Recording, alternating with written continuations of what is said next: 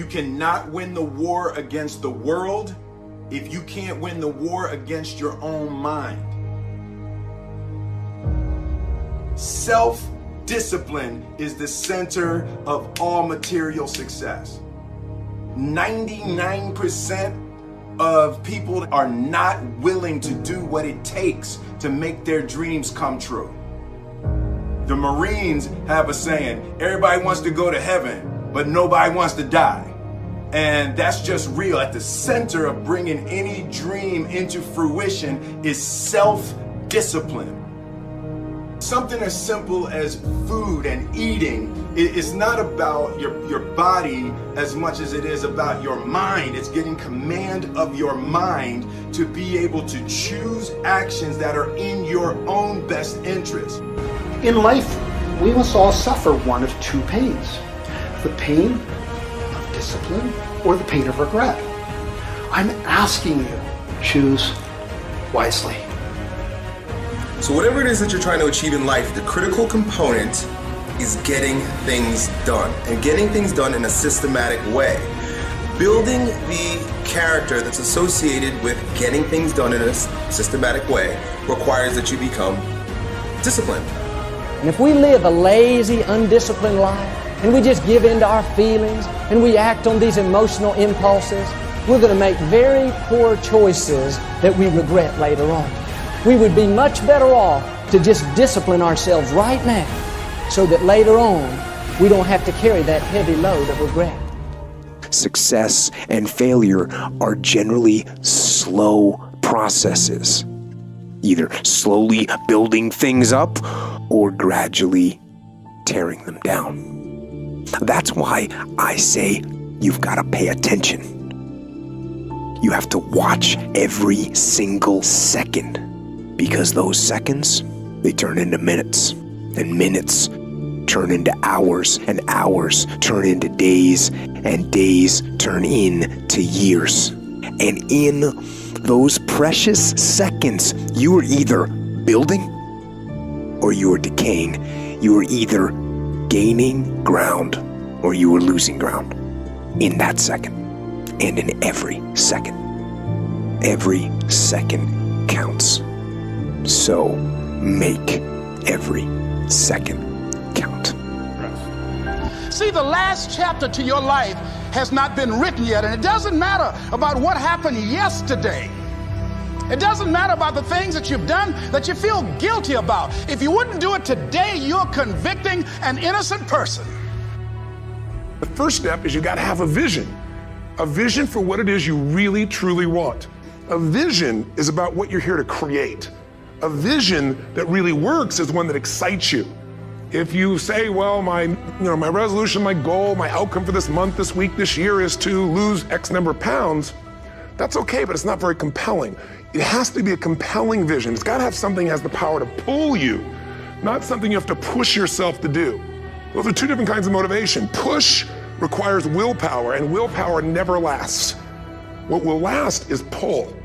Having something so exciting, so attractive, something you desire so much that you have a hard time going to sleep at night, and you get so up early in the morning to rock it and take it to the next level. My mom wanted me to be a truck driver because that would mean I'd make $24,000 a year if I went to Truck Masters, and that would be twice what my father made. And she thought that would happen, but something inside of me said, I don't want to drive a truck. There's something else that matters more to me. And I decided I was not going to go for money instead of passion. And the rewards have been pretty amazingly better than being a truck driver. It's not bad being a truck driver, it's just not what I was after. And I look back, and one of the things that helped me was my original teacher, Jim Rohn, who was a personal development speaker I went to hear when I was 17. He said something the first time I heard him, and he said, it's really simple. If you want life to change, you got to change. If you want life to be better, you've got to get better. It's the only way it happens. And luck will show up for people and it'll leave them.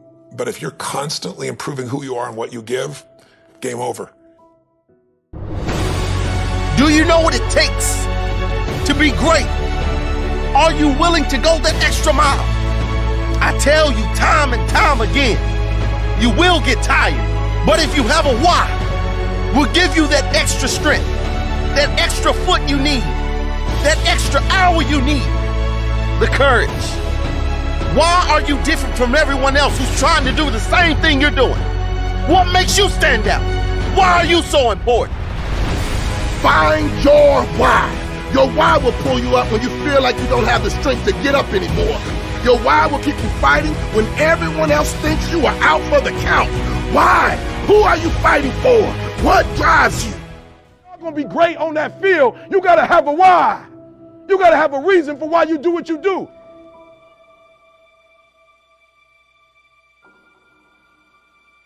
You can write everything down if you want to. Be brave enough to write every one of your goals down. But I'm going to tell you something. Life's going to hit you in your mouth, and you got to do me a huge favor. Your why has to be greater than that knockdown. And I love it. Buster Douglas got knocked out. Nobody ever got knocked out by Mike Tyson and ever got back up.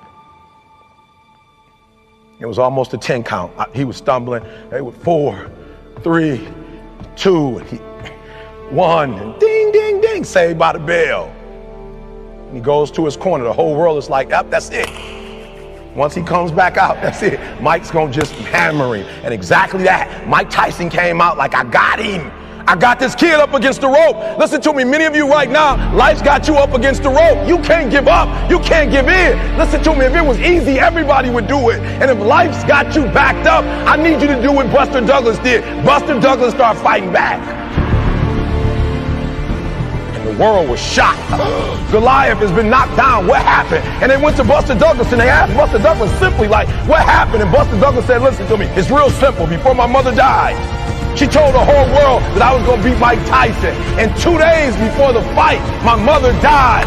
Buster Douglas had a decision to make. When his mother died, he could die with his mother, or he made a decision, I can wake up and I can live for mom. And he knocked Mike Tyson out simply because his why was greater than that punch.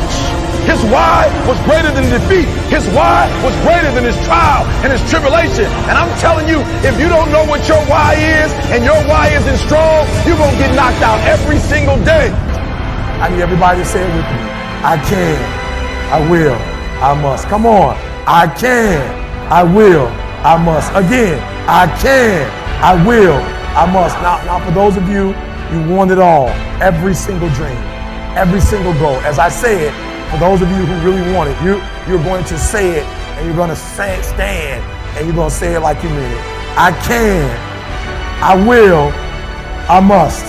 Come on. I can, I will, I must. Come on. I can, I will, I must. Now say it like you mean it. I can, I will, I must. Again, I can, I will, I must. Again, I can, I will, I must. Now I need you to think about that loved one, that individual that you have to do this for. I need you to say it with me. I can, I will, I must. Come on, for that individual. I can, I will, I must. For that person, I can, I will, I must. For that thing you want to accomplish, I can, I will, I must. Again, I can, I will, I must. Now I want you to think about that hurdle.